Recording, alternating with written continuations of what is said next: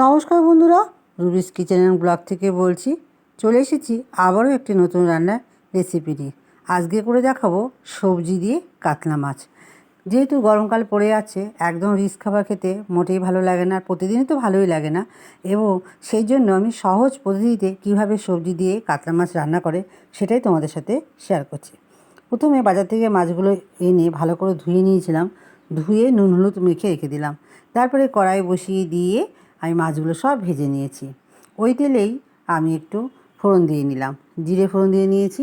দিয়ে আলুগুলো প্রথমে ভেজে নিয়েছি, কারণ যেহেতু আলু সেদ্ধ হতে একটু সময় লাগে বলে সেই জন্য আলুগুলো একটু ভেজে নিয়েছি। আলুগুলো একটু ভেজে নেওয়ার পর বরবটি আর বেগুনগুলো দিয়ে নিয়েছি। বরবটি আর বেগুনগুলো দেওয়ার পর ভালো করে একটু ভেজে নেব। আর ওই ভাজার মধ্যেই আমি বেশি তেল দেবো না, যেহেতু গরমকাল বেশি তেল দেবো না, তোমরা তোমাদের পরিমাণ মতন দিয়ে নিতে পারো। আর এর মধ্যে দিয়ে নেবো একটু লবণ, পরিমাণ মতো লবণ আর হলুদ দিয়ে ভালো করে নাড়িয়ে চাড়িয়ে নেব। সবজিটা ভালো করে ভেজে নেব। যদি জল দিই বেশি ফুটে গেলে যাতে সেদ্ধ হয়ে যায়, সেভাবে ভালো করে আমি ভেজে নেব। নুন হলুদ দেওয়ার পর আমি দিয়ে নেব হচ্ছে মশলা। মশলা বলতে এখানে দেবো 1.5 চামচের মতন পেঁয়াজ, আদা, রসুন পেস্ট করে রেখেছিলাম, সেটা 1.5 চামচের মতন দিয়ে দেবো। আর গুঁড়ো মশলার মধ্যে দিয়ে নেবো হলুদ গুঁড়ো আর লঙ্কার গুঁড়ো, একদম সামান্য পরিমাণে।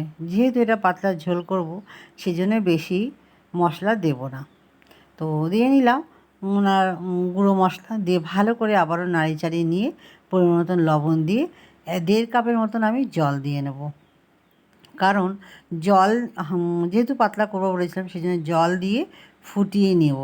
নিয়ে ওপর দিয়ে একটু সেদ্ধ হয়ে গেলে ধনেপাতা দিয়ে নামিয়ে নেব। এই হচ্ছে পাতলা কাতলা মাছের ঝোল সবজি দিয়ে, খুব সহজ পদ্ধতিতে। ভালো লাগলে অবশ্যই লাইক কমেন্ট শেয়ার করবে, আর নামানোর আগে একটু ধনেপাতা দিয়ে নেবে। চলো, টাটা।